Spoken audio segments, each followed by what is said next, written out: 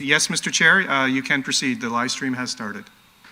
Okay, thank you very much. Good morning and welcome to our virtual meeting of the Audit Committee. We will begin the meeting with the meeting with the City Clerk calling the roll call for attendance at today's meeting. Members of committee, I will be calling your names. Please indicate your presence. Councillor Santos? Yeah, present. Thank you. Councillor Paleshi? Present. Good morning. Thank you. Councillor Bowman? Present. Thank you. Chair Medeiros is present. Councillor Singh? Present. Thank you. Councillor Dillon? Good morning. Thank you. Member Ali? Present. Thank you. And Member Zaman? I'm here. Good morning. Thank you. Mr. Chair, all members are present, except Member Jane. Thank you very much, Peter. Our next item is approval of the agenda. Does any member wish to add a business item to today's meeting? If so, please use the chat function to add your name to the speakers list.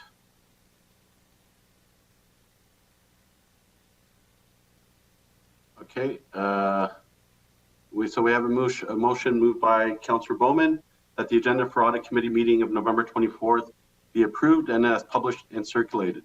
Instead of seeking a recorded vote for this item, I will ask if there's anyone opposed to this motion. Otherwise, your vote will count in the affirmative. Thank you. There are no objections, so the motion carries. Do any members have a declaration of pecuniary interest under the Municipal Conflict of Interest Act for any matter to be considered on today's agenda? Seeing none, the clerk will also note for the meeting minutes. Consent. Our next item is for the consent motion. The items listed with an asterisk on the agenda are considered to be routine and non-controversial. The consent motion is to adopt these matters on today's agenda without the need for a separate discussion on these items, unless a member requests a separate discussion. Does any member wish to add an item to the consent motion today? Okay, there are no speakers. So I have a motion moved by Councillor Santos to approve the consent motion. Is there anyone opposed? Okay, no. So we now go to our next item, which is a delegation from Kevin Travers, partner of KPMG, Chartered Accountants, KPMG audit plan for the 2020 fiscal year. Welcome, Kevin. Good morning, Chair Medeiros, and good morning to members of the committee.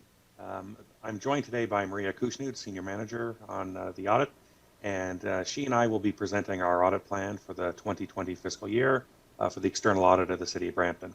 I believe this material begins on page 80 of your agenda material. We will speak to the highlights of the document rather than doing a page by page, paragraph by paragraph of this document. There's a lot of material there. If we pass over something that you have a particular interest in or you require further clarification, we'd be happy to respond to questions that you have at the conclusion of the formal part of our presentation this morning. I'm going to start with the executive summary, which is found on page 83.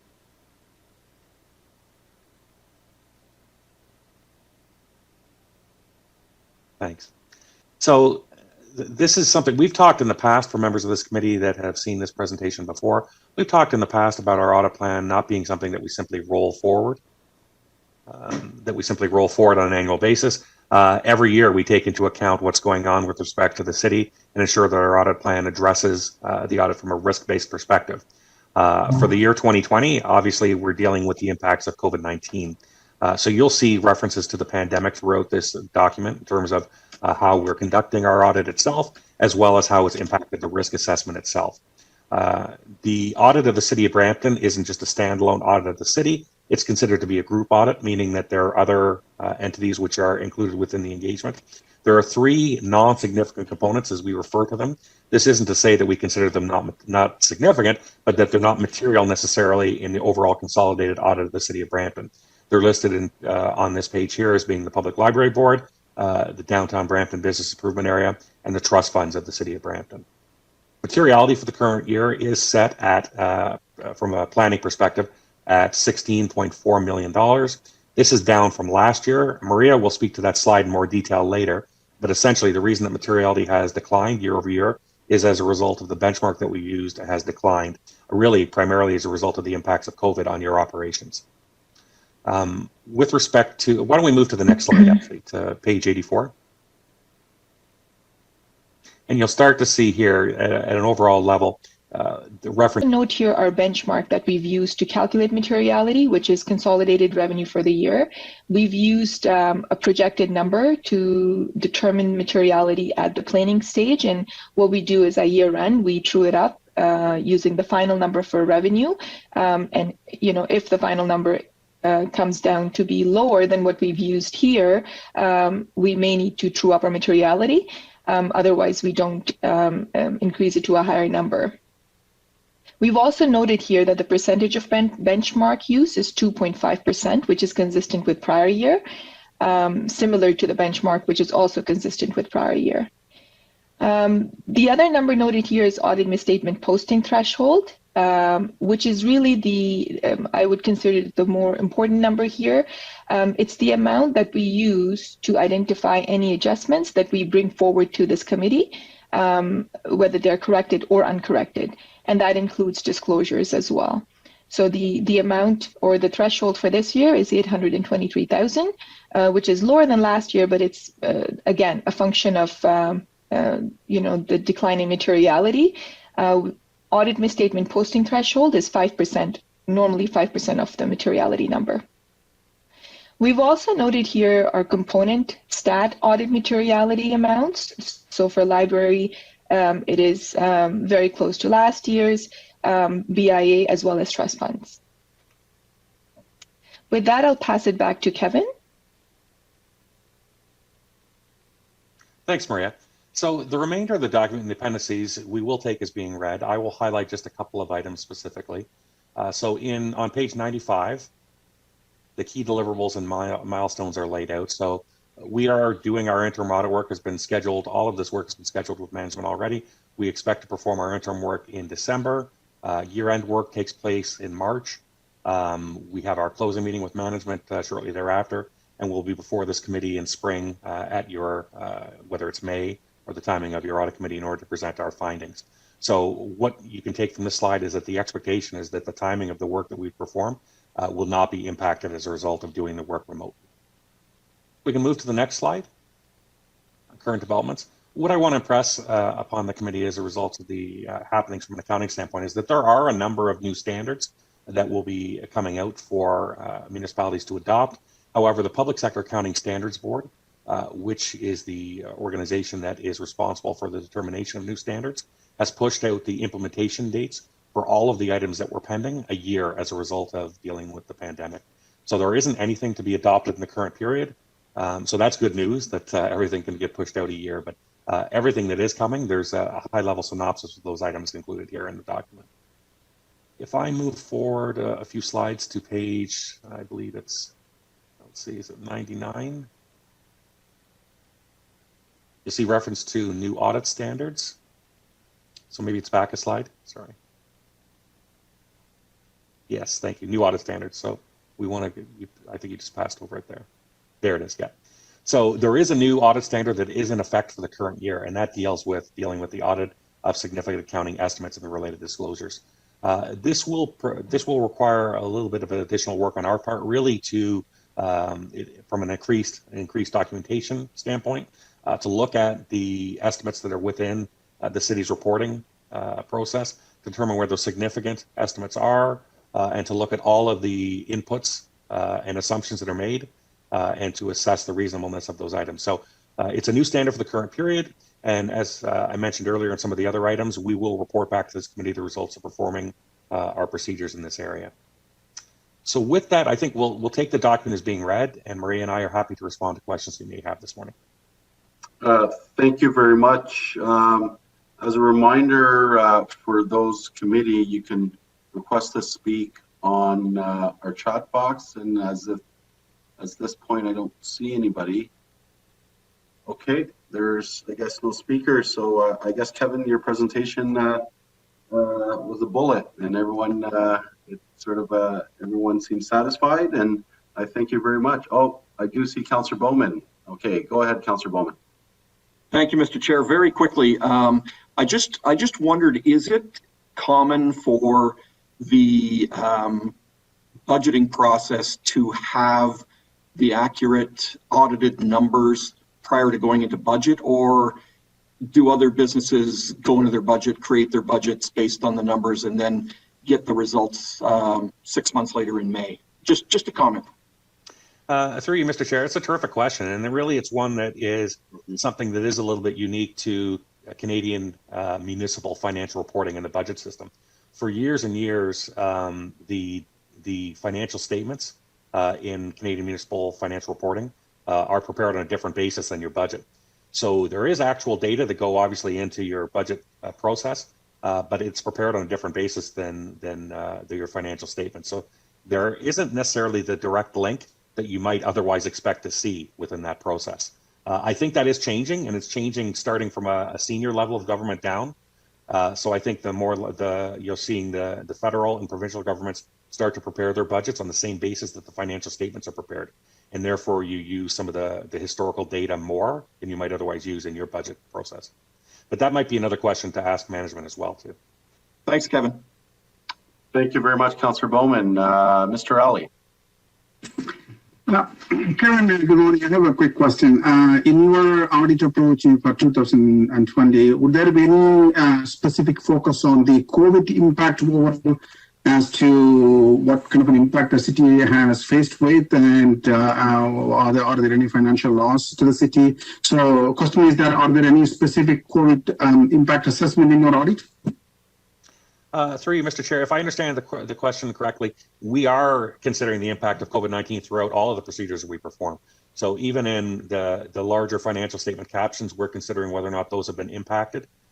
We are aware that there are certain new elements in the current year from a reporting standpoint that have been impacted. For example, whether it's the Safe Restart funds, looking at the way those are reported, looking at, and I'm just using that as an example of one area, so grant revenue related to that. But in its impact on every financial statement caption, we are considering the impact of COVID-19. Was there another specific item, Mr. Ali, that you're considering? No, I was just asking more, so that's good. Thank you. Okay, I don't see any further questions. Thank you very much again. And I do have a motion moved by Councillor Palashi to receive the delegation and approve staff report item 7.1, that the delegation from Kevin Travers, partner, KPMG, Chartered Accountants, to the Audit Committee meeting of November 24th, 2020, KPMG audit plan for the 2020 fiscal year be received, that the report from Maja Kuzmanov, Accounting Manager, Finance Corporate Services, dated November 12th, 2020, to Audit Committee meeting of November 24th, 2020, KPMG audit plan for the 2020 fiscal year be received, and that the audit planning report for the year ending December 31st, prepared by KPMG Chartered Accountants, to the Audit Committee be received. Is there anyone opposed to this motion? Otherwise, your vote will count in the affirmative. Okay, thank you. There are no objections, so the motion carries. Our next items, 5.2, a staff presentation regarding internal audit. Sunny Calcat, our Director for Internal Audit, is here to provide the presentation. Welcome, Sunny. Thank you very much. Through the chair, good morning, everyone.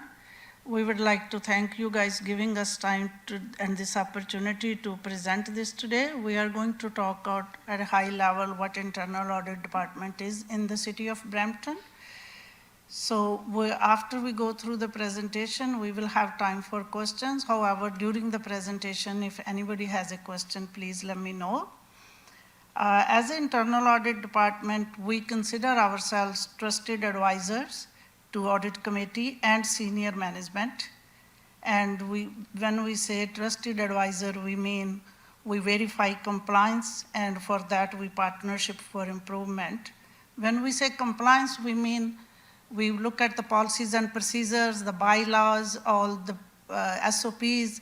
We also look at external compliance through our audits as they are applicable to City of Brampton. When it comes to improvement, as I said, we work with as a trusted advisors with audit committee and senior management. And our main aim is to have a right balance of controls within the city to mitigate all the various risks we have. We can't bring them to zero level, but we always try our best to mitigate them. As you will see in our 2021 plan, which is subject to your approval, we have put some project assurances in it just to make sure that we are adding value to the process. Next slide, please. So this is our agenda today. no, the one back. Yeah, we will go through what's our role in the organization. That is to give independence assurance to audit committee and senior management. We will go through the overview of our guiding principles. We will let you know how our org chart is right now, what is our plan for 2021, which is subject to your approval, what is our approach for the audits from planning to delivery of the results, and then how do we make multiple requests to management, and what are the protocols, and when are the times when we need to take it to next level. Next slide, please. As you are all aware that in most of the mature organizations like City of Brampton, there are 3 lines of defense. The first line of defense is senior management and governance bodies like yourself, those who establish policies and procedures and the tone at the top.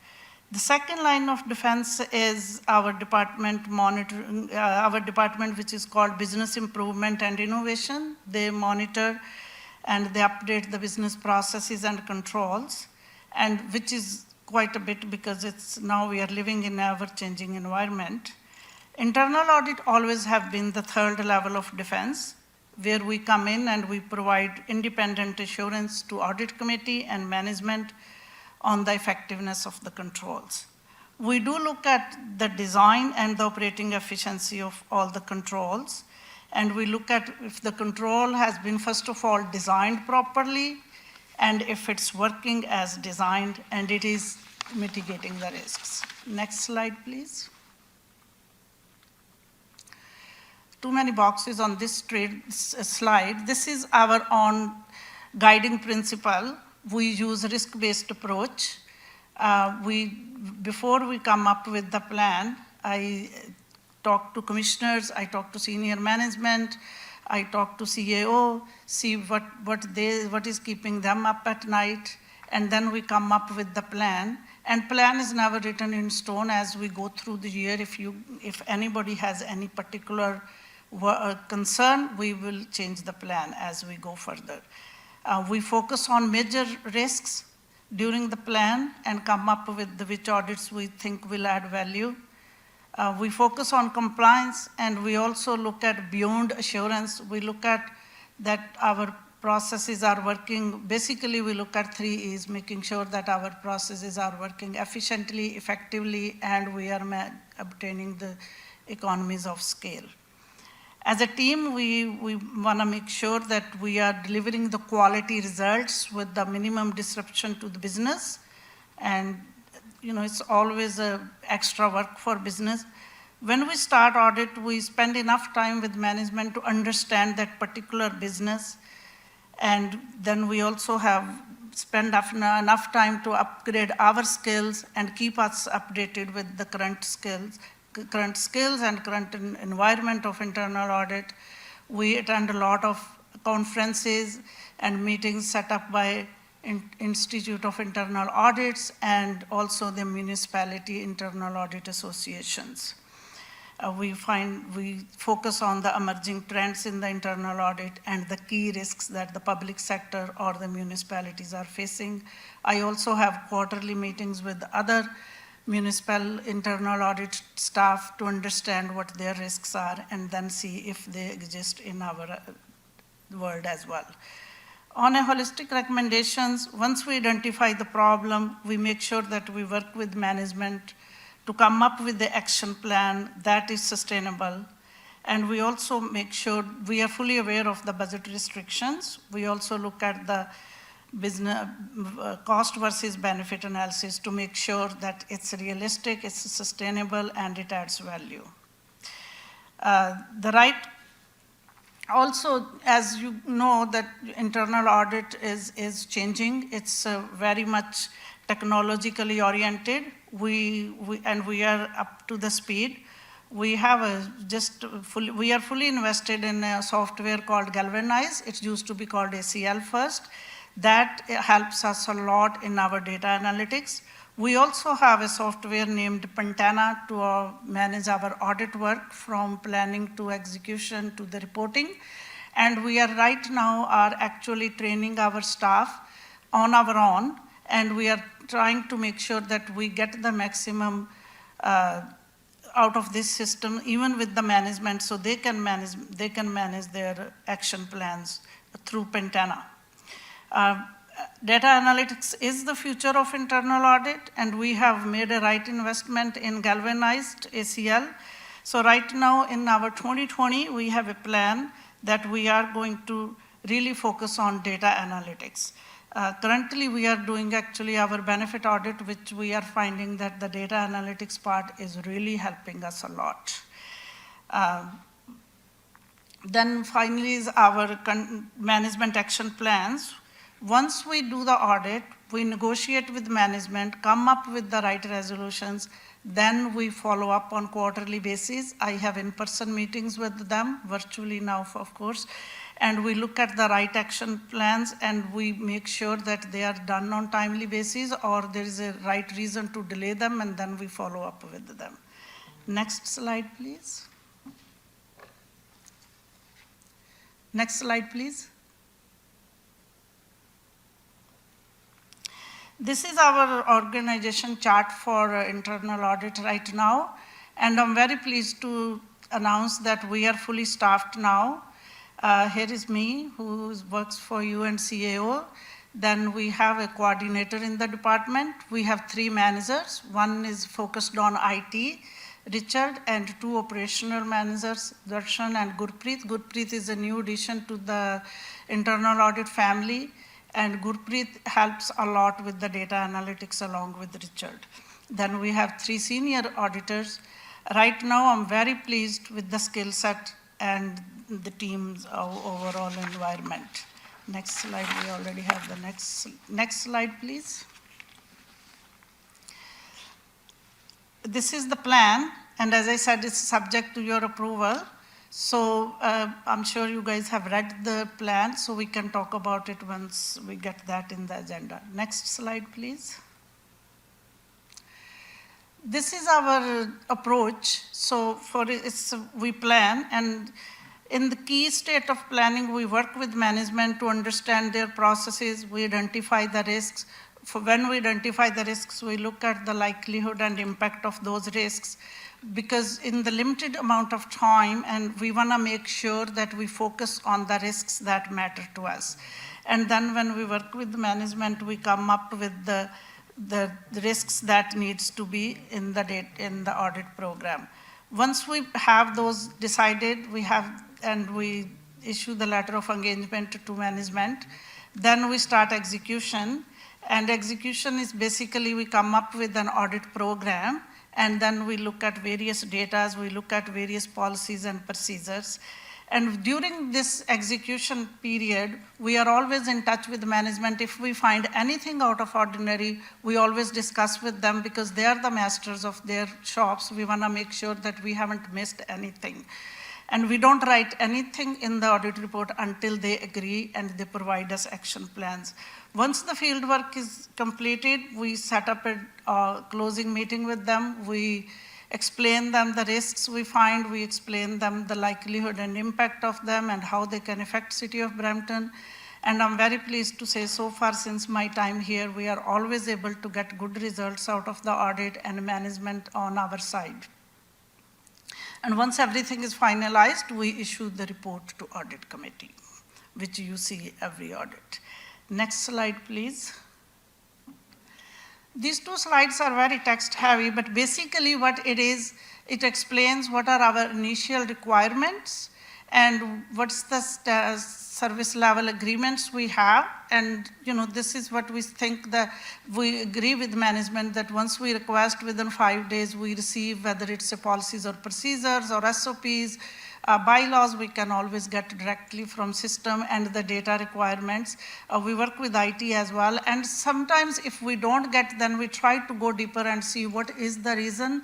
And sometimes it comes out that this is where we decide that even we need to defer the audit, or we need to limit the scope of the audit, or we need to put a little bit pressure and go to one level up. We are able to 99.9% of the time, we are able to work with management and receive what we need to do. So this next slide, please. These two slides basically explain our process from the planning to execution. Next slide, please. So this is our presentation. We wanted to look smart, so we have put two quotes there. In all seriousness, we are at the service of Audit Committee and senior management. We are here to help. Please give us a call if there is anything in the business that's keeping you up at night. Our aim is to be digitally confident, dynamic, and trusted advisors to the city. Thank you very much. Any questions, please? Thank you very much. I do have a question from Councillor Santos. Go ahead. Thank you, through you, Chair, and thank you, Sunny, for the overview and the presentation. Just a quick question, and I know that later on we're going to look at the 2021 internal audit plan, as well as some of on 6.2, the status of the management action plans.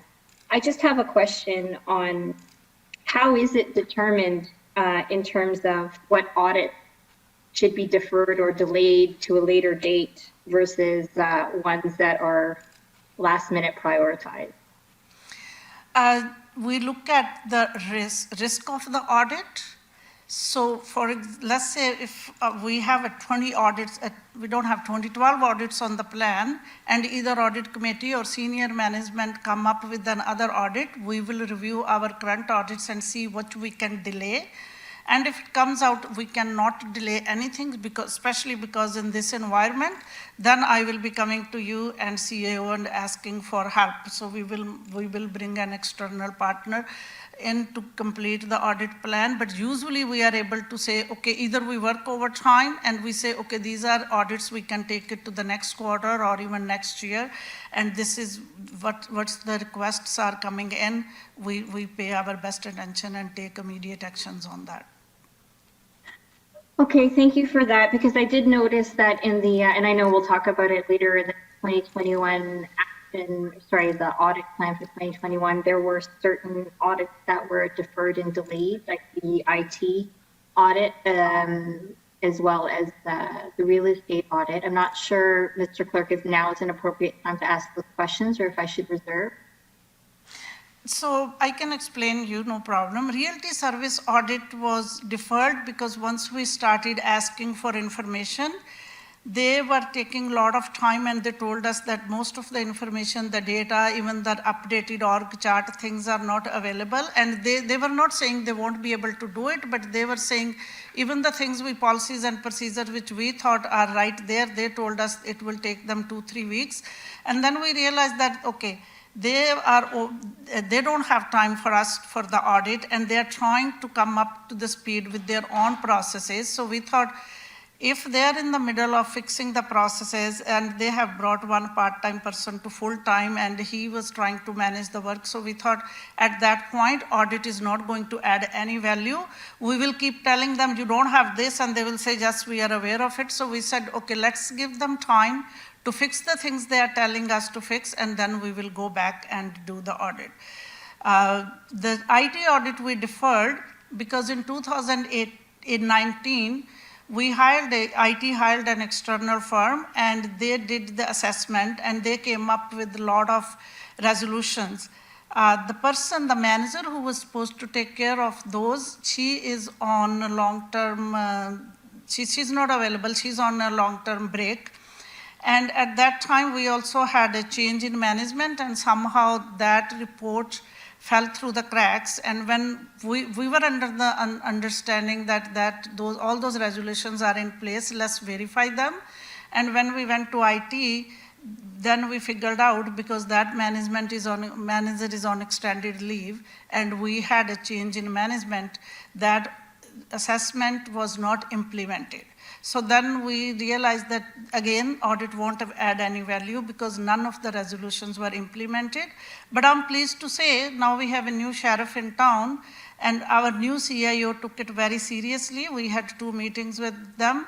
He has already delegated that report to a manager, and we are working, our IT manager from internal audit team is working very closely with them, and we will make sure that all those action items are implemented, and going forward, when we start working, we will also report to you on quarterly basis, where are we with that report. And once it's all done, then we will go back and do an audit. Great. Thank you, Sunny. I just wanted to, because it's been obviously over the past few months, because of COVID-19, and I brought this up as well before, with respect to, whether or not some of these audits would be able to take place because of, or be delayed, et cetera, or have issues with staffing or being able to audit properly and have the right resources and staff members participating because of the issues we're dealing right now with the pandemic. So I was just wondering if that had anything to do with it. Realty services has a little bit to do with COVID-19. IT, as I said, that was the report from 2019. That was because of that manager is not there and change in senior management. And that's a really good point. I appreciate it. We are fully aware what management is going through. So to accommodate that, make sure that we don't find out at the last minute. Our plan is next month, once you approve, our audit committee approve our plan, we are going to come up with what audits are this first quarter of 21, second, third, and fourth. And before we go on Christmas break, we will negotiate with management the first quarter audits. And if somebody is not, some department is not ready, or they have other priorities, we will make sure that we have enough work with other departments to make. So we will get the commitment, and then very first quarter we will get the commitment for second quarter audits. And going forward, for audit committee, we will also let you know which audits are being done in next quarter, what audit reports you guys can expect. This way we find if we already get a commitment from them 2-3 months in advance, it gives them time to prepare, and it's a less stress for everybody.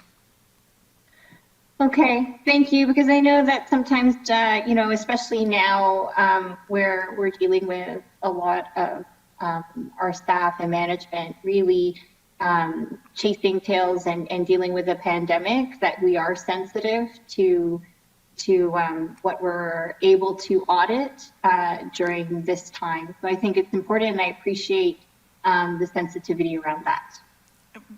Well said. We are fully aware of it. Thanks for bringing up a really good point. Thank you. Thank you, Councillor Santos. I don't see any other folks on the board, so I do have a motion moved by Councillor Santos to receive this report, that the presentation titled Internal Audit Presentation to the Audit Committee meeting of November 24th be received. Is there anyone opposed to this motion? Otherwise, your vote will count in the affirmative. No, I see no objection, so the motion carries. Our next report is item staff report regarding internal audit work plan 2021. Do any members have any questions or comments regarding the staff report? Yes, Mr. Ali, go ahead.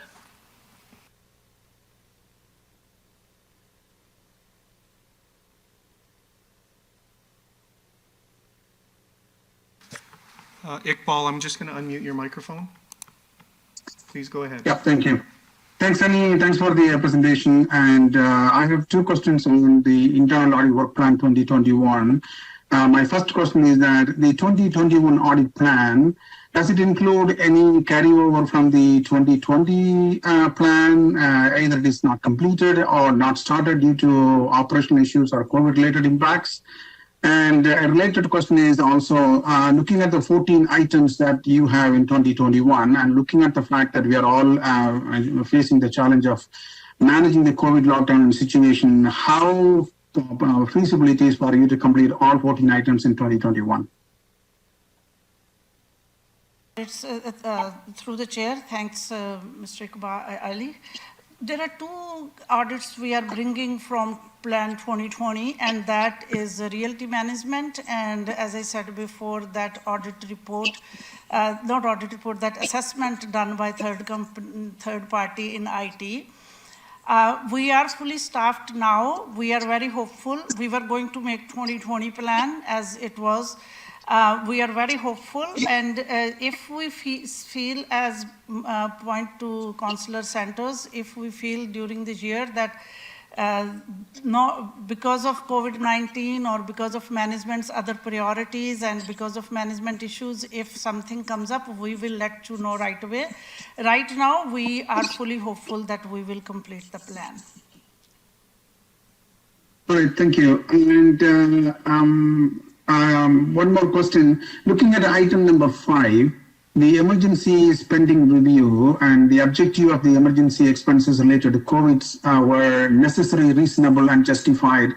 I'm looking at, beyond that, would it be possible to also look at whether any city operations departments and divisions compromised any controls or security measures while addressing the COVID situations, and how well the divisions have coped with the COVID impact? Not just the financial side, but on the control side, were there any compromise that they made, or everything is okay, and any compromise on the security measures? So I'm just looking at whether you can expand that scope of that particular review. Through the chair, thank you. That's a really good question. In all our audits, we look at if any control has been compromised and why. And in every audit in 2021, we will be mindful of COVID-19 and see if there is anything it's done, if it's anything is overlooked. Is it because of COVID-19? Is there a real reason, or it's just an excuse? So along with emergency spending, all our audit programs do speak to the reason that if the control is not carried out properly, what is the underlying reason behind it? And if the control is not there to begin with, what is the underlying reason? Just we are very mindful of that. And thanks for bringing it up. Thank you. Thanks, Annie. That's pretty much it from me. Okay, thank you very much. I do have another speaker now, Councillor Santos. Thank you. Through you, Mr. Chair. Mr. Iqbal had actually just prompted a question from me, because he did mention anything being carried over from 2020. And I know that we're speaking at 6.2 next regarding the management action plans that are outstanding. I did want to highlight, and if you can provide some feedback, Sunny, particularly on the HR stuff, HR recruitment follow-up, HR benefits,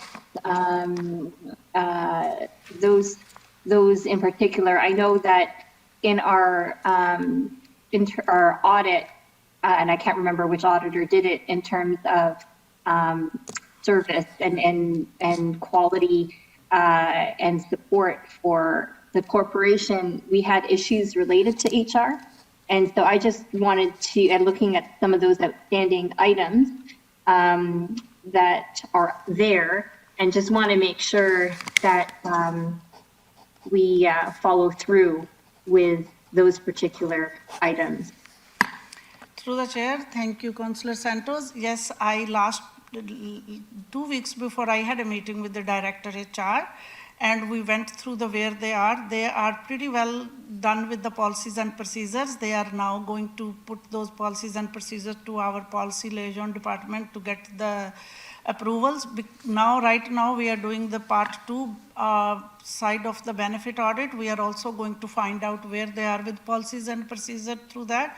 And I have a continuous dialogue with them to work with them. We are very hopeful and confident that they are working hard. As you understand, they also went through a lot of management changes during 2020. That put them a little behind. Now they have the new org chart, they have the new responsibilities all among the department, and they promised me, they assured me that they will put all the processes in place, and we will keep working with them and reporting to you. Thank you. Okay, great, because through you, Mr. Chair, because I think that as we are we've had a lot of changes, and we are going through a term of council priorities. We are looking at our budget. I looked at kind of the number of new staff who were onboarded versus the staff who were budgeted and are outstanding from the previous year. And so I have concerns, particularly on the HR on the side, as well as recruitment, and potential delays that are happening on that side. So I really like to see kind of the management action plan on the HR side and just the HR improved in general. Through the chair, Councillor Santos, what I will do next quarter in next meeting, I will bring the details of the HR management action plans, and I will share with the audit committee to make sure that everybody understands and come to know where they are with that. So that I already have the details. As I said, I have meetings with them and working with them on a regular basis, but I will bring all the updated status with the milestones and timelines in detail where they are. For sure. Thank you. Great, thank you. Thank you. Thank you very much, Councillor Santos.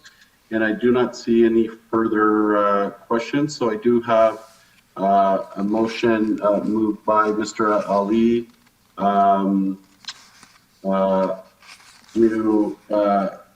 so the motion reads as that the report titled Status of Management Action Plan September 30th, 2020, the Audit Committee meeting of November 24th, 2020 be received.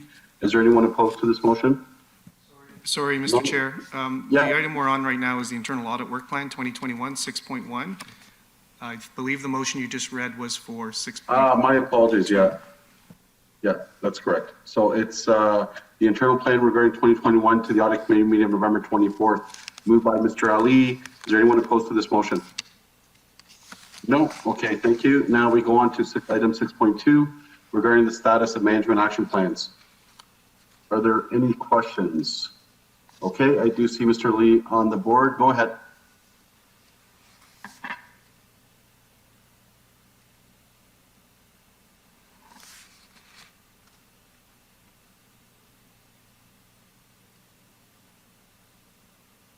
Mr. Ali? Okay, can you hear me now? Yeah, go ahead. So thanks again. On the management action plan, particularly on the payroll services, I noticed that all 10 items are 2019, but identified as not yet due. When I look at the audit findings and issues, there's some of the issues such as awareness of accountability for time and attendance for data entry, vacation and leave balances calculation, and these are very critical and it should be accurate and it will have a serious financial impact. So my question is that why these are still in progress and as not completed, and why is it been identified as not due when these are very significant payroll issues that needs to be addressed as quick as possible because of the financial impact? Through the chair. As I said before, since my time is here, I have sit down with the HR and the payroll people, and I fully understand any issue that is beyond 12 months old before they are come due. I have a personal meetings with them to understand why these issues are due. And as you can see, all the payroll issues, they are behind the plan.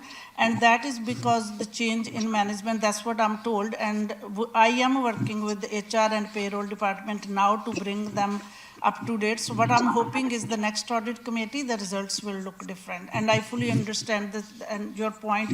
They are important issues and they are hanging around for a while. And this is what I have communicated to HR and payroll department, that we need to work on them, because if you let the issue hang out for 2-3 years, it loses all its significance.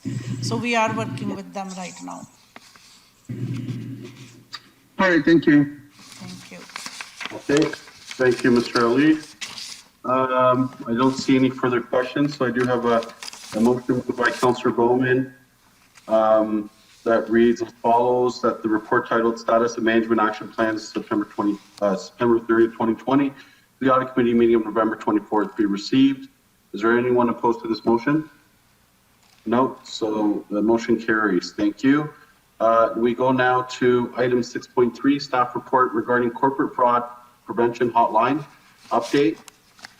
Are there any questions? And I do see Mr. Zaman. Go ahead. Thank you, Mr. Chair. I just wanted to, take a second just to thank Sunny here because, I think she took on board one of my suggestions from one of the earlier audit committee meetings by agreed to provide a high-level overview of the types of reports that have been received fraud hotline. I personally found this summary to be very useful. I guess a quick, Sunny, a quick sort of add-on request to that would be, if it's possible for internal audit to also, for each of the closed reports, in addition to providing the nature of the report, also maybe provide a quick summary of the final disposition for each of the reports. So as an example, if an investigation was undertaken and no further action was warranted, if that can be highlighted, or if a control deficiency was found and then that was subsequently corrected, I think it have the final disposition highlighted within the report there as well moving forward. The other question that I had is, Sunny, if you can kindly remind me about this. I think this may have been asked at one of the earlier meetings as well. Is this hotline available internally to city employees only, or are external parties also able to report through this hotline? So for example, if any external vendors or city residents come across some sort of unethical conduct, are they able to access this hotline as well? Through the chair, thanks for bringing the suggestion. Right, this quarter there was no open report, but going forward when there is an open report, I will try to explain our actions and where we are with the plan. Keep in mind that we might end up discussing them in closed session depending on the nature of the reports we get. My understanding is that this is available externally as well, because I do see a report coming from an ex-employee. So as long as we don't advertise it externally, if they know the toll-free number, they can always call. And it's available to everybody within the city, all employees, it's available. And we have made available and made people aware of that as well.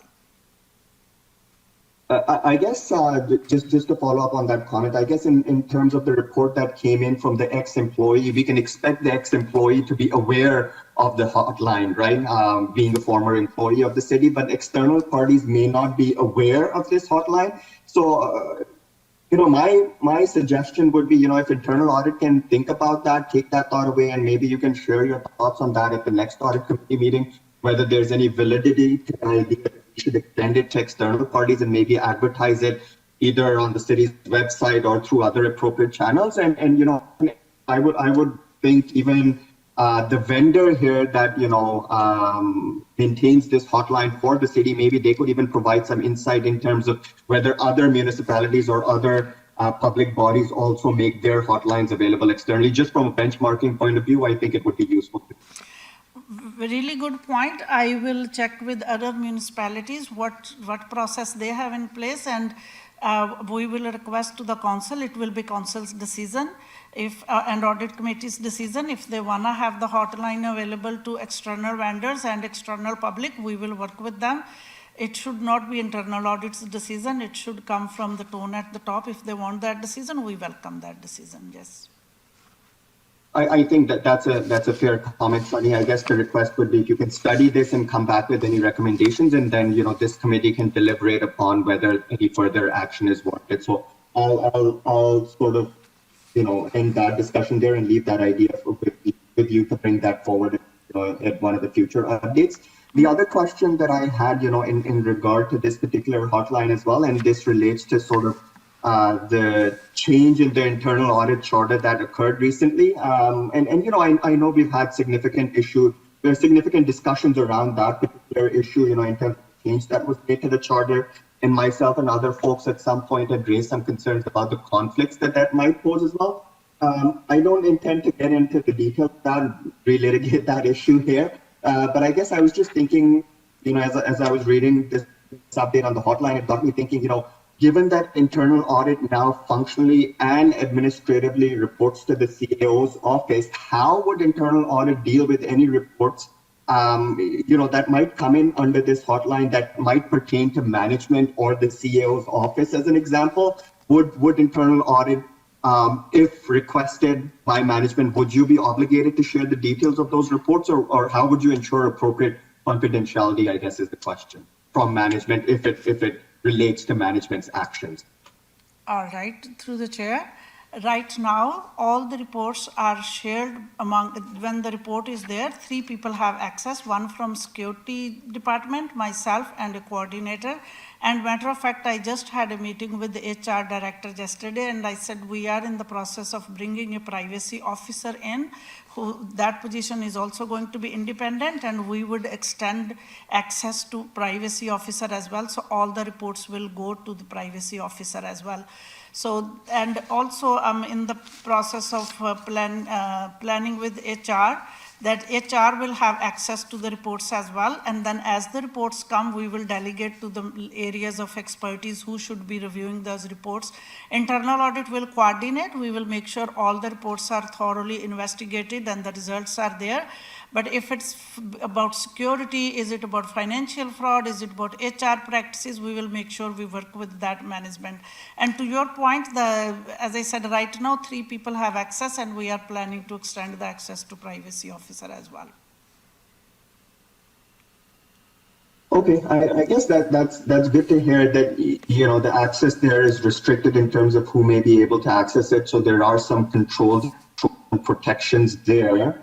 You know, I guess the other idea that occurred to me as you were talking here as well, that I guess there's a thought here that's even broader than confidentiality of reports here, right? I guess, and the idea there is, how can employees who might be reporting under this hotline, how can they be assured that they're afforded, you know, appropriate whistleblower protections? Are you aware of any city bylaws in this regard that provide whistleblower protections to employees who might access either this hotline or you know, whistleblow through other channels?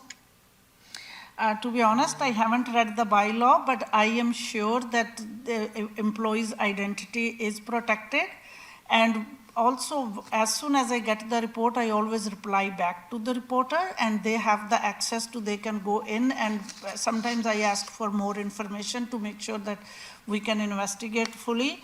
I can read the bylaw and I can report it next to audit committee. I haven't read it, but in my experience of 20 years dealing with fraud hotline, employees' identity, it's always protected, and their, you know, integrity, everything is protected by the hotlines. Yeah, I agree with that thought, you know, that their identity is protected and should be protected. And I guess in certain circumstances, there is the risk that, you know, you may even if the employee who's reporting anonymously or through this hotline may not be named, you might be able to trace them down given the nature of a particular complaint that comes through, right? So if that's the case, you know, that would act as a disincentive for employees to come forward if they were at risk of being traced down. It's just, you know, to my mind, it's interesting that we're asking for whistleblowers to come forward via this hotline or through other mechanisms that the city may have, but we don't seem to have a grasp of, you know, the protections that are afforded to them against reprisals if they do so. So I guess, you know, to your point, Sunny, if I can request, if it can be brought forward either at the next update, or, you know, if you can add it to the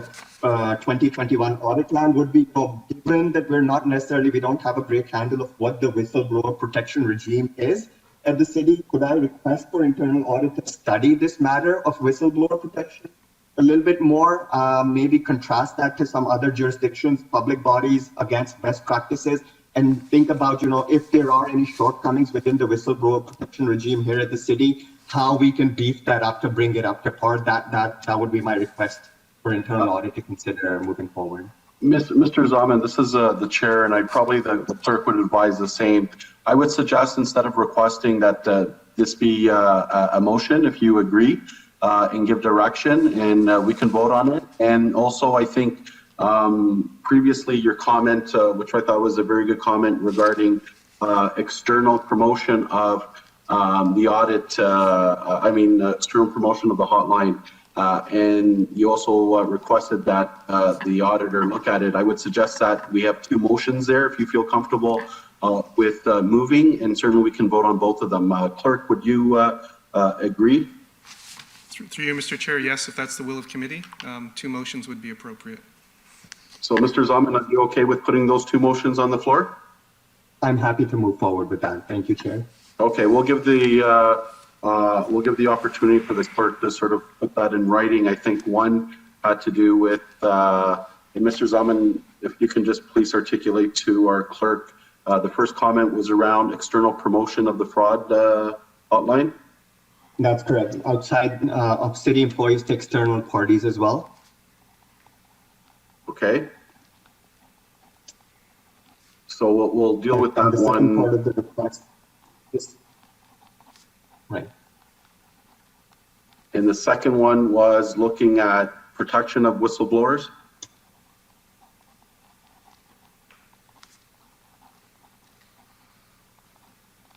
In the second motion, Mr. Zaman? What kind of regime we have around whistleblower protection in the city? Yes, that would be the second motion, would be if Inter can study the whistleblower protection regime at the city, come back with any recommendations in regard to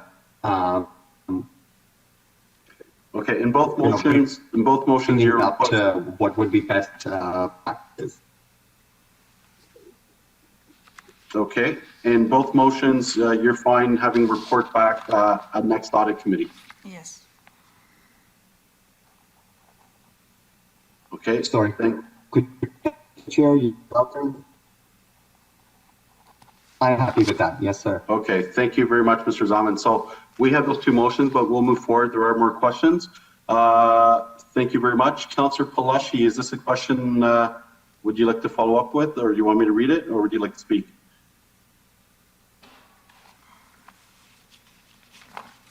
No, Mr. Chair, it's just that one question, who the privacy officer is going to be reporting to. Okay, I guess, Sunny, do you want to just reiterate again who the privacy officer would be reporting to? Through the chair, I will find out and report it back to you. Right now, I don't know who that person is going to report to. Okay, thank you. Next question is Councillor Santos. Thank you. Through you, Mr. Chair, just a quick question regarding the fraud hotline. I know the fraud hotline is very specific on what complaints are dealt with at the city, and I noticed one of our citizen members had brought up before some complaints that went into the fraud hotline that had to do with HR, and just wondering if you'd clarify what happens to those HR complaints when they're reported on the fraud hotline, and how are they dealt with, and for those employees, whether they work in the corporation and or under the political model of council, how are those whistleblowers protected if it is a complaint that isn't necessarily related to fraud, but instead an HR issue?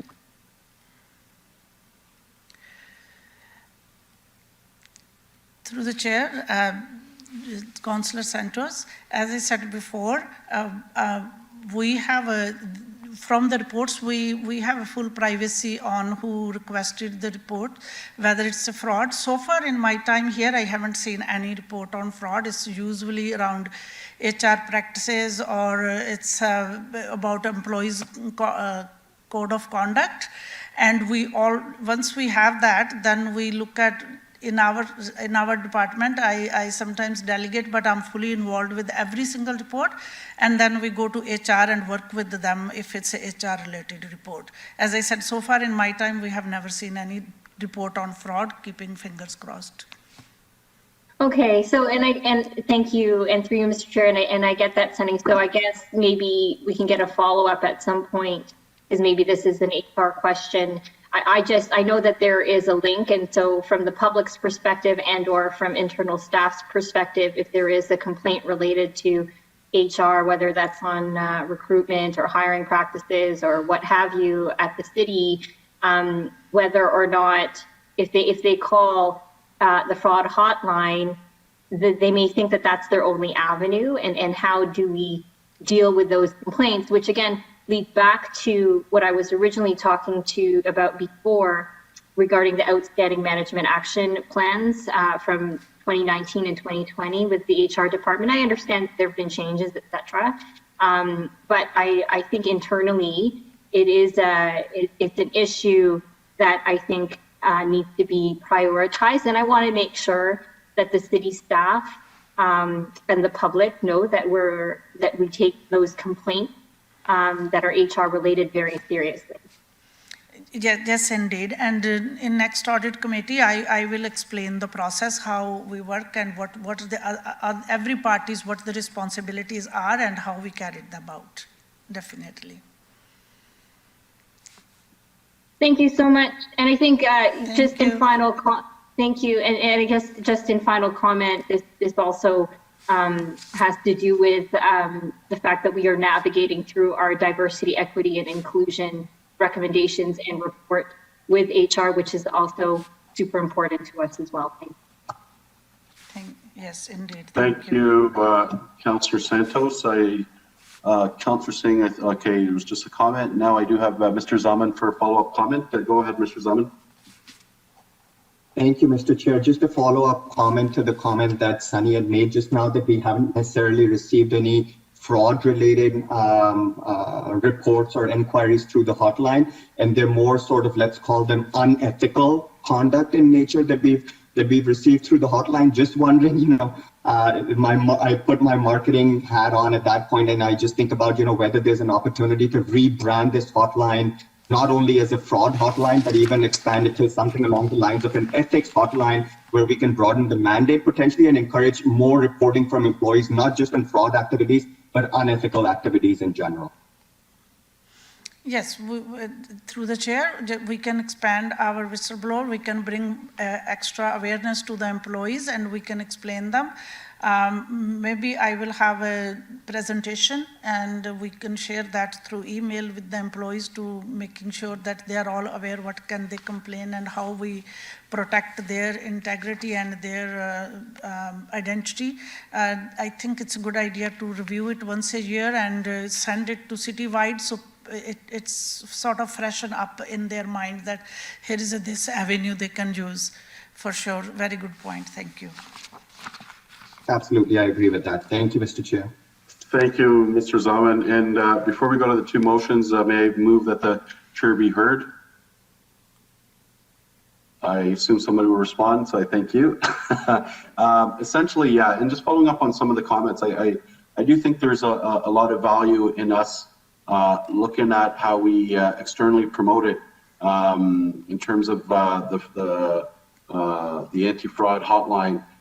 Because I do think that, or fraud prevention and whatever terminology we want to use, I do think that we want to, again, really show how City Hall, how we're transparent in hiring practices, how we're transparent in the way that we do business at the city.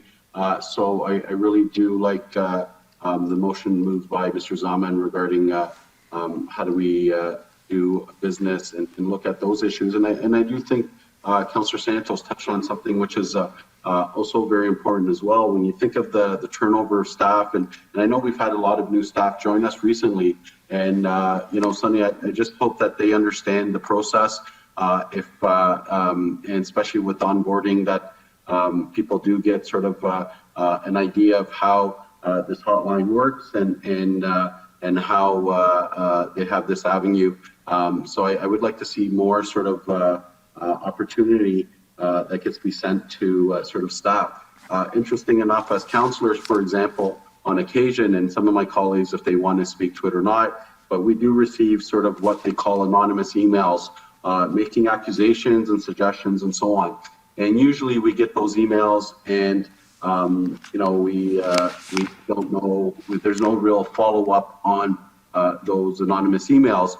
However, if people had belief and really understand what the prevention hotline does and how it works, then maybe some of these energies or people sort of reaching out would use this avenue as the best method to put forth any wrongdoing that they feel or perceive to have been committed. So we will go now to the two motions, and I'd like to record a vote on both, Mr. Peter. So if we can start with the first one. Through you, Mr. Chair, to members of the committee, a recorded vote's been requested on the motion on the screen. All those in favor, please indicate. Councillor Santos. Yes. Councillor Willens, Yes. Councillor Paleshi, Yes. Councillor Bowman, Yes. Councillor Singh, Yes. Councillor Dillon, Yes. Member Ali, Yes. Member Zaman, Yes. Chair Medeiros. Yes. Mr. Chair, that motion carries unanimously 9-0. Okay, now the second part of the motion. Oh, through you, Mr. Chair, I assume that was on both parts. On Oh, one okay, and that's two, but fine. if you wish to have As long separate as you votes. Yeah, if we captured on both, that's Okay. fine. That's great. Thank you. Are you okay with that, Mr. Zaman? Yes, absolutely fine with that. Thank you. Okay. Thank you very much. And we'll go on now to staff report 6.4, deferral of data architecture and management audit. Do any members have any questions regarding the deferral of data architecture and management audit?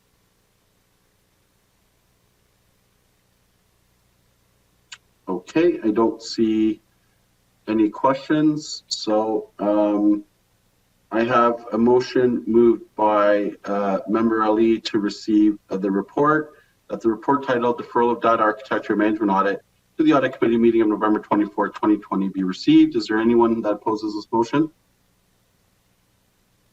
No? Okay, no objection, so the motion carries. Our next report is deferral of the Realty Services Audit, staff report item 6.5. Are there any questions or comments? No. So I have a motion here moved by Councillor Willens to receive the report, that the report titled Deferral of Realty Services Audit to the Audit Committee meeting of November 24, 2020 be received. Is there anyone that opposes this motion? Okay, no, there's no objection, so the motion carries. Item 6.6, staff report regarding transit operations audit report. I do have Councillor Santos on the board. Go ahead. Thank you very much. And through you, Mr. Chair, so I've read the transit audit report, and I was just wondering if, and I'm not sure if he is here, General Manager Milojevic, if you are available to comment on the audit report and any findings in the audit report. Absolutely, and through the chair, thank you. If I may just make a few comments on the report. First off, I'd like to thank Sunny, our Director of Audit, Internal Audit, and her staff for sitting with our team and reviewing our operational controls and making recommendations and working with us through that process. I'd like to start by saying that we always welcome internal audits. We always believe, excuse me, that having a fresh set of eyes looking at our operations and helping us and telling us of areas of improvement is always helpful, no matter what type of department that you run. I know that in the beginning of all this, expressed concerns about the timing because of COVID and the nature of our business, but I understood that the priorities of some of these audits are done by how big the operating department's budget is, and I guess transit is one of the biggest ones in the city at $180 million annually, and that's what took priority in terms of the audit requirements. I have to say that I'm very proud of our staff. They replied to the audit, sparing absolutely no effort or time to reply to numerous requests for information, particularly during the height of our pandemic, where we've been trying our level best to provide the best possible critical transit service while keeping our employees and the public as safe as we can. Over 97% of our people continue to work, to come to work day in and day out, from our frontline workers to all our support staff. And during the pandemic, as you can well imagine and appreciate, that's been a challenge. So there's been, many areas of the audit that I'm certainly happy with. There's a list of all the auditors' reports showing the items that's itemized in the package in the report in front of you. The biggest area that I think I just want to speak briefly about is a collection of revenues at Brampton Transit. We've collected over $80 million in revenues in 2019. And, that's been reconciled to an extremely high level, meaning that, the fares have collected, made into the bank. I know that Presto, for example, is 99.99%. All our cash collected in the fares to the fare box has been reconciled. So that's something that we're very proud of. The one area that was asked about is the fare evasion, or I'd like to refer it more as non-payment of fares. Now, the term fare evasion invokes a sense of willful cheating of the system, and much of what we refer to as non-payment of fares comes from people that are unable to pay fares. So, for example, if you get somebody boarding a bus and they lost their purse, lost their wallet, or they simply don't have the money, what we don't do is have our transit operators risk themselves and safety of the other customers for a single fare. The overwhelmingly large portion of our customers pay their fare, and we wouldn't have collected over $80 million if they didn't. So non-payment of fares is difficult to estimate. Based on manual operator input on our consoles, we track some of that. To get an idea, we're as low as in the audit report of 1.3%. Again, what I like to refer to as non-payment of fares rather than fare evasion. That means almost 99% of our riders are paying their fare. When you look at, for example, 2019 TTC audit report, their buses are at 6.3 fare evasion, 20 times higher than what Brampton Transit is experiencing or perceived to be experiencing. So for the four areas, within the audit report that identified as significant improvement required, our team has either already made corrective actions in place or specific plans to work to complete this, completed with the name of the individuals responsible and very strict deadlines that we're adhering to. So I'll conclude very quickly here. There are many areas that were identified that have no improvements and some with suggested improvements. But more importantly, and I'll end with this, more importantly, to categorize the entire department as needing significant improvement, in my view, is an unfair categorization. Thank you, Chair, for allowing me to make these comments. Thank you very much, Alex. I do believe we have a follow-up question by Councillor Santos. Thank you, through you, Mr. Chair, and thank you, Alex, for clarifying. Sorry, Councillor Santos. I do have the Director of Internal Audit would like to comment. So if we can allow her, and then after if you can ask your question out. Yeah. Thank you, Councillor Santos. Go ahead, Sunny. Thanks. Through the chair, I would like to mention here that, as you all know, that transit is one of the biggest budgets, and they have many moving parts. They had special challenges through COVID-19, and I am very, very pleased to say that we got some perfect support from them, and the timelines, and every member of management was there to help us. They were even excited to see the audit. They provided us all the data. They actually come up with the solution that they have a person in their department who can run us all the reports. That helped us tremendously to do the thorough work and complete the work on time. So I would really like to thank all transit management for that. We were really pleased. This is our biggest audit for 2020.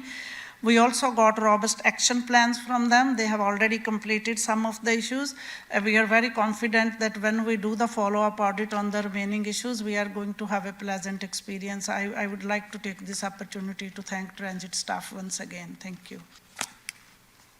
Thank you very much. Councillor Santos. Thank you so much, and through you, Mr. Chair, thank you, Alex and Sunny, for your comments. It's nice to hear how we are seeing improvement despite the challenges with COVID-19. Certainly, transit in particular, during this time of the audit, was also experiencing significant challenges with respect to revenue generation, with respect to making sure that we take a compassionate approach for the essential workers who are taking transit during the pandemic, and also some of the issues related to our transit operators themselves who are on the front lines during COVID-19. And so it's kind of the reason why I had asked the question around what departments are deferred during COVID-19 and which aren't, because I do kind of share some of the comments that Alex have pointed out in terms of saying that transit needs significant improvement just in general. I think our transit department has been incredibly working hard during this time, managing the chaos and managing all the various changes. So I wanted to just publicly say, despite the pandemic, our transit operators have seen significant challenges, continuing to work every single day as hard as they can. And on top of that, have had to deal with a significant internal audit. And so I think that deserves some acknowledgement and recognition. And I am also confident that when the follow-up report comes back, that we are going to see a glowing report. So kudos. Thanks. Thank you very much, Councillor Santos. I do have Member Ali would like to ask a question.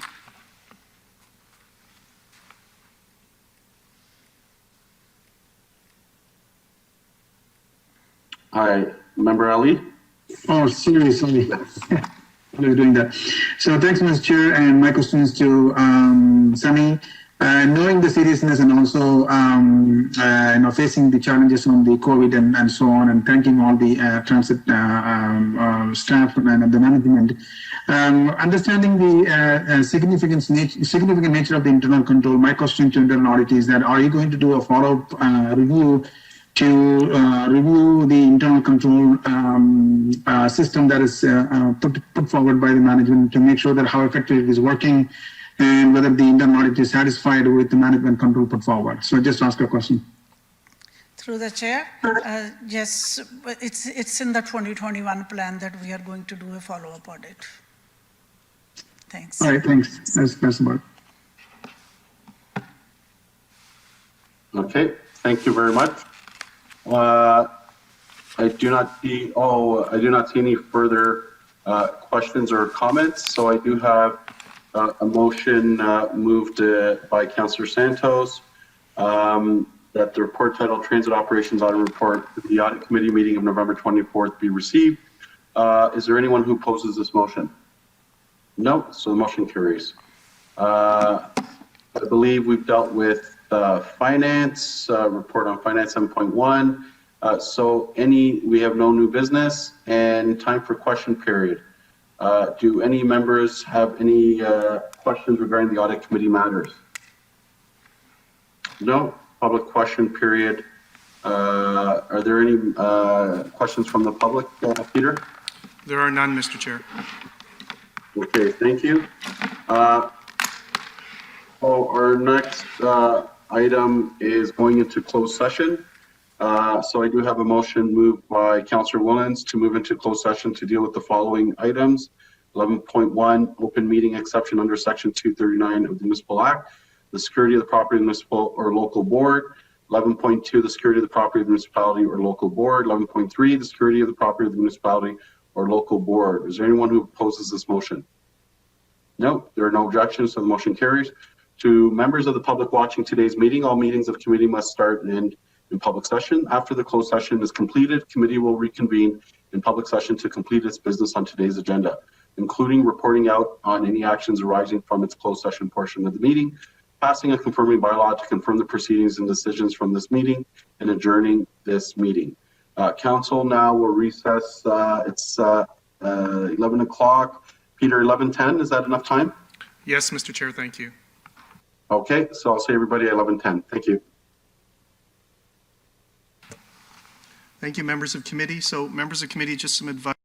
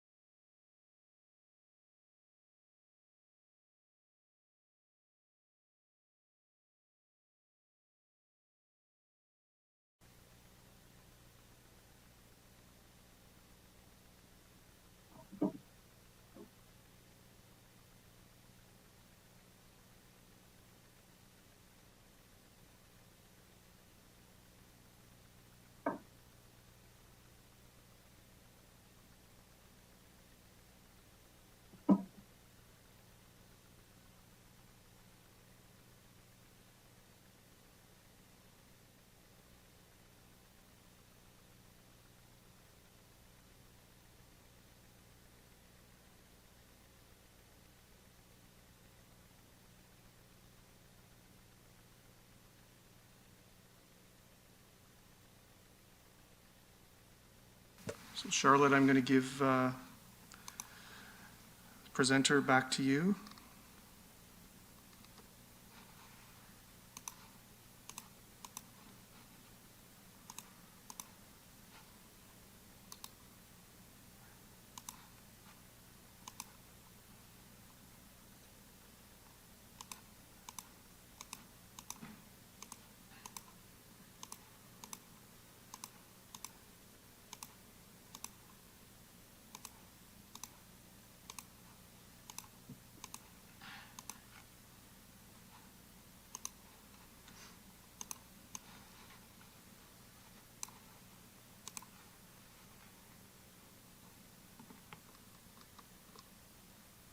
Should be seeing the motions document now.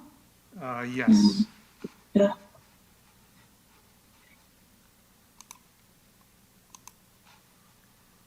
I've prepared a brief little notation here that I can scroll down to. Ready? Okay.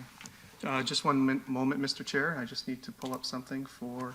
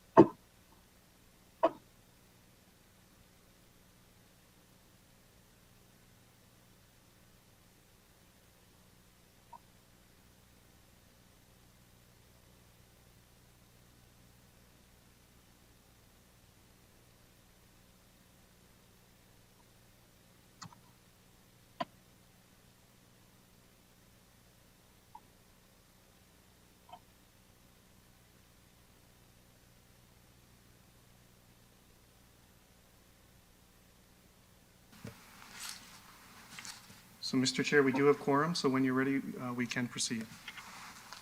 Okay, thank you very much, Clerk. And maybe, Peter, if you just want to, I think we've written it down, but just explain to the public the decision to come back in open session regarding some the in-camera agenda items. Certainly. Thank you, Mr. Chair. So members of committee and members of the public and staff participating in today's meeting, I wish to report out the following in regards to today's closed session. Item 11.1, which is an open meeting exception under Section 239(2)A of the Municipal Act regarding security of the property of the municipality or local board. In closed session, committee decided that that matter could be addressed in its entirety in open session, so that matter will be considered and debated momentarily. The item relates to Appendix 3 to the public session report on today's agenda regarding management action plan status details as of September 30th regarding various closed or in-camera audit reports.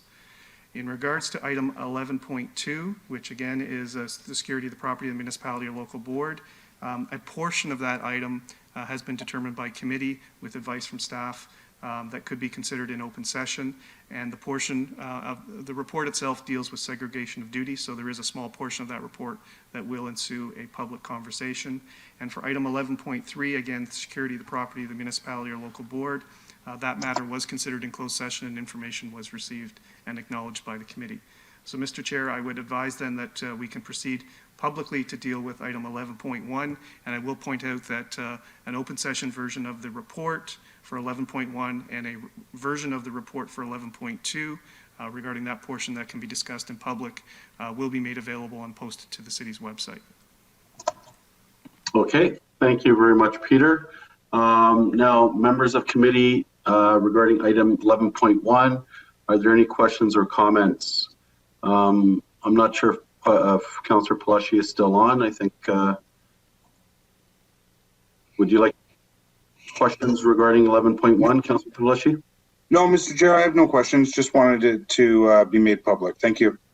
Okay, thank you very much. So as I see there's no questions or comments, then I will move that Councillor Palashi receive report item 11.1. And as clerk has already referred to, a report, a public report will be issued at a later time. Now we go to item 11.2. Oh, sorry, I'll hold the vote. Is anyone opposed to the motion moved by Councillor Palashi regarding item 11.1? Okay, nobody has opposed. Thank you, carried. We go now to item 11.2, I guess to the portion in which we think is relevant to the public. Are there any questions or comments? I see none. So I'll have a motion moved by Councillor Willens to receive that portion of the report 11.2. So as I see, there's no further items. City Clerk, do we report on 11.3? Mr. Chair, we've already done that, so the next item can be adjournment.